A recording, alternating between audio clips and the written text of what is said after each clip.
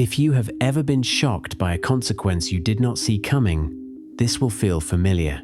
Prince Andrew just experienced it at scale. What makes that moment unsettling is not what happened next. It is what did not happen inside him. Because when most people realize the world has turned against them, something adjusts. They recalibrate. They hesitate. Andrew appeared not to.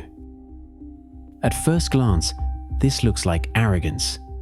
That explanation is tidy and comforting. It allows us to believe the problem is excess confidence, something loud, obvious, and recognizable. But arrogance still depends on awareness. You have to know the line exists before you can cross it. What is visible here is something quieter. A person whose internal picture of himself remained intact even as reality contradicted it. This matters because identity is not static. It is a feedback system. Most of us slowly update who we think we are based on how others respond to us. Approval tightens behaviour. Discomfort reins it in. That process only works when feedback is allowed to land.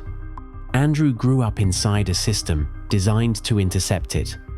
Not just privilege, insulation, discomfort filtered, correction outsourced, consequences managed elsewhere. Over time, that does not produce entitlement. It produces misalignment. You could see it most clearly in the interview. Not in the denials, those were predictable, but in the tone. He spoke as if coherence itself should restore order, as if clarity were the same thing as repair. That only makes sense if you believe the world responds to authority rather than attunement. And that belief does not emerge overnight. Here is where the pattern starts to form. Psychologically, this is what happens when someone never has to internalize the gaze of others. When external correction is always handled elsewhere, nothing durable gets built inside. Boundaries do not register as signals. They register as interruptions, and interruptions feel illegitimate when you are used to the world adjusting around you. This is not cruelty. It is perceptual thinning. At this point, the explanation feels complete. Power, privilege, distance from consequence. And if that were all, the story would end here. But it does not, because plenty of powerful people do notice when they have crossed a line. They feel it before it is announced. Andrew did not. There are 3 things worth noticing now. The first is subtle. He did not behave like someone hiding risk. He behaved like someone who assumed risk dissolved in proximity to legitimacy. That assumption is common in closed hierarchies. In those environments, relationships are not judged by impact, but by sanction. Not what does this do, but is this allowed? Over time, moral perception dulls. The second is more uncomfortable. Entitlement still recognizes limits. It resents them, but it knows they are there. This is different. This is a failure of internal calibration, the inability to feel when one's presence has become intrusive. And if you were raised inside that system, there is a real chance you would not have noticed either. That is the part most people rush past. The third is rarely discussed. Andrew was never essential. Status without function. Visibility without necessity. That combination creates a quiet pressure, a need to experience significance directly rather than symbolically, to feel chosen, not assigned, not through rebellion, through exemption. Throughout the fallout, one absence remains striking.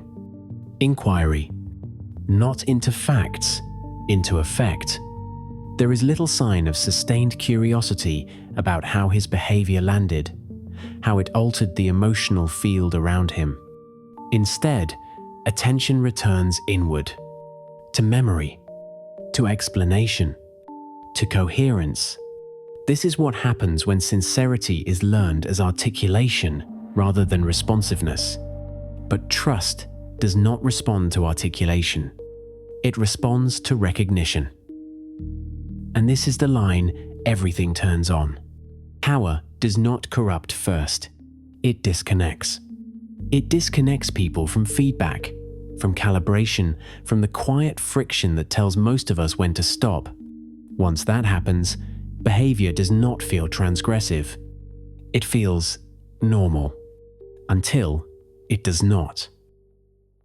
This is why the story will not settle. Not because of scandal, but because it exposes a structural vulnerability that exists far beyond royalty. Closed systems do not just protect power, they retrain perception until explanation replaces reflection and coherence replaces conscience. Wherever consequence is delayed long enough, reality eventually contradicts the self-image it was meant to support. Prince Andrew did not collapse because he misunderstood rules. He collapsed because his identity stopped updating. That initial shock, the moment the world no longer agrees with the person you think you are, is not rare. What is rare is encountering it for the first time in public. And any system that removes the need for self-correction will produce the same ending. Not dramatically, but inevitably.